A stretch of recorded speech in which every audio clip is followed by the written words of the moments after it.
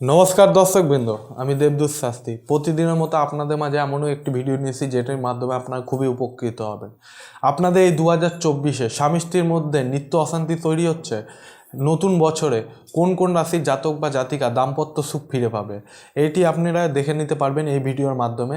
ঠিক আছে, 12টি রাশি কোন কোন রাশির জাতক বা জাতিকা কোন কোন সমস্যার মধ্যে দিয়ে যাবে এই দাম্পত্য কলহ জীবনে, আপনারা মনোযোগ দিয়ে শুনে নিন। আমি 12টি রাশি সম্বন্ধে বলে দিচ্ছি। প্রথমত হচ্ছে আমাদের মেষ রাশি। মেষ রাশির জাতক বা জাতিকাদের দাম্পত্য জীবন কেমন যাবে আপনারা শুনে নিন। মেষ রাশির দাম্পত্য সুখের অধিপতি হচ্ছে শুক্র। দাম্পত্য সুখের ক্ষেত্রে সহিত দৃষ্টি সম্পর্ক বৃহস্পতি। ঠিক আছে, এবং দাম্পত্য সুখের ক্ষেত্রে শুভ ফল প্রাপ্তির সম্ভাবনা। প্রেম প্রীতির দিকে ক্ষেত্রে এই মাসের প্রথম অর্ধ শুভ হলেও দ্বিতীয় অর্ধ আপনাদের পরিবর্তন ঘটবে এই সময়টাতে। ঠিক আছে, এটা যারা মেষ রাশির জাতক বা জাতিকা রয়েছেন তাদের জন্য। পরবর্তী রাশি হচ্ছে আমাদের বৃষ রাশি। বৃষ রাশিতে দাম্পত্য জীবন কেমন যাবে একটু জেনে নিই। বৃষ রাশির দাম্পত্য সুখের ক্ষেত্রে অবস্থান হচ্ছে বুধ এবং শুক্রের। দৃষ্টি সম্পর্কে রাহু ও শনি। এবং দাম্পত্য সুখের ক্ষেত্রে মাসের প্রথম দিকে শুভ হলেও পরবর্তী অর্ধে শুভ ফল প্রাপ্তির সম্ভাবনা কম। এবং প্রেম প্রীতির দিকে আপনাদের শুভ ফল প্রাপ্তির সম্ভাবনা কম।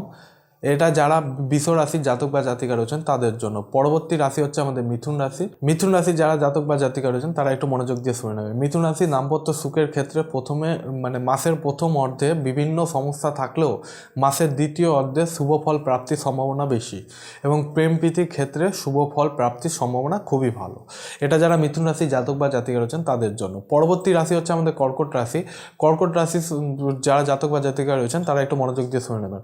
কর্কট রাশির দাম্পত্য সুখের ক্ষেত্রে মাসের প্রথম অর্ধ শুভ হলেও দ্বিতীয় অর্ধে ফল পরিবর্তন হতে পারে। এবং প্রেম প্রীতির ক্ষেত্রে মাসের প্রথম অর্ধ শুভ, দ্বিতীয় অর্ধের ফল পরিবর্তন পাবেনই আপনারা। এটা যারা কর্কট রাশি জাতক বা জাতিকা রয়েছেন তাদের জন্য। পরবর্তী রাশি হচ্ছে আমাদের সিংহ রাশি। সিংহ রাশির এই দাম্পত্য জীবন কেমন যাবে আপনারা জেনে নিন। দাম্পত্য সিংহ রাশির যারা জাতক বা জাতিকা রয়েছেন দাম্পত্য সুখের ক্ষেত্রে অবস্থান দাম্পত্য সুখের ক্ষেত্রে অধিপতি।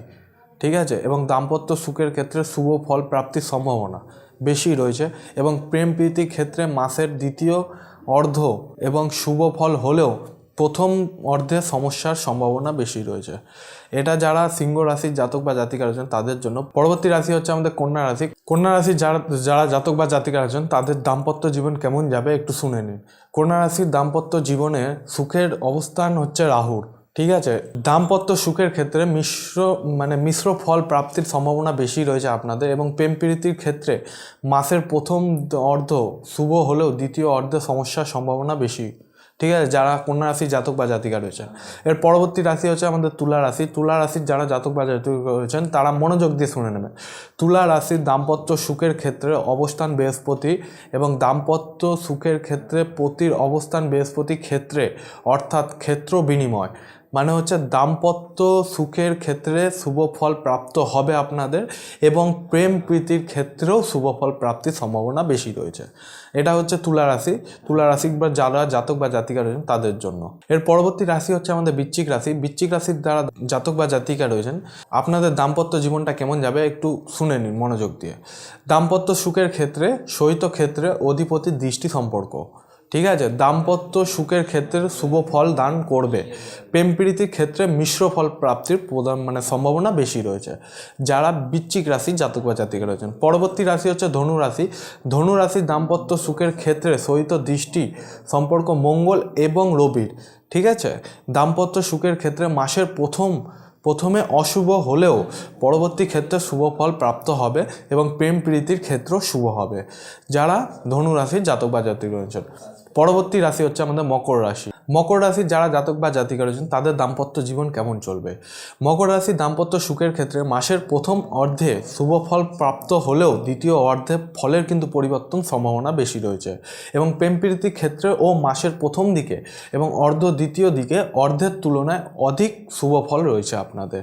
ঠিক আছে, মাসের প্রথম দিকে আপনারা ফল প্রাপ্তি কিছুটা কম পেতে পারেন, কিন্তু দ্বিতীয় অর্ধের তুলনায় আপনারা কিন্তু শুভ হবে। কুম্ভ রাশির যারা জাতক বা জাতিকা রয়েছেন তাদের দাম্পত্য সুখের ক্ষেত্রে আপনাদের কি অবস্থা হতে পারে আপনারা একটু মনোযোগ দিয়ে শুনে নেবেন। দাম্পত্য সুখের ক্ষেত্রে সহিত দৃষ্টি সম্পর্ক হচ্ছে বৃহস্পতি এবং শনির। দাম্পত্য সুখের ক্ষেত্রে শুভ ফল প্রাপ্তির সম্ভাবনা বেশি রয়েছে আপনাদের, এবং প্রেম প্রীতির ক্ষেত্রে মাসের প্রথম অর্ধের তুলনায় দ্বিতীয় অর্ধ মানে দ্বিতীয় ভাগটায় আপনাদের ভালোবাসাটা অনেকটাই শুভ ফল প্রদান দেবে। এটাই হচ্ছে কুম্ভ রাশি। এবং আমাদের অন্তিম রাশি হচ্ছে মীন রাশি। মীন রাশির যারা জাতক বা জাতিকা রয়েছেন তাদের এই সময়টাতে কীরকম যাবে আপনারা একটু ভালো করে মনোযোগ দিয়ে শুনে নেবেন। মীন রাশির দাম্পত্য সুখের ক্ষেত্রে অবস্থান কেতুর, ঠিক আছে, যার জন্য আপনাদের কিন্তু একটু সমস্যার সম্মুখীন হতে হবে। দাম্পত্য সুখের ক্ষেত্রে শুভ ফল প্রাপ্তির সম্ভাবনা কম, এবং প্রেম প্রীতির ক্ষেত্রে মাসের প্রথম দিকে প্রথমের মাধ্যম হলেও শেষে কিন্তু অশুভ ফল অর্ধ অশুভ ফল আপনাদের প্রদান হবে।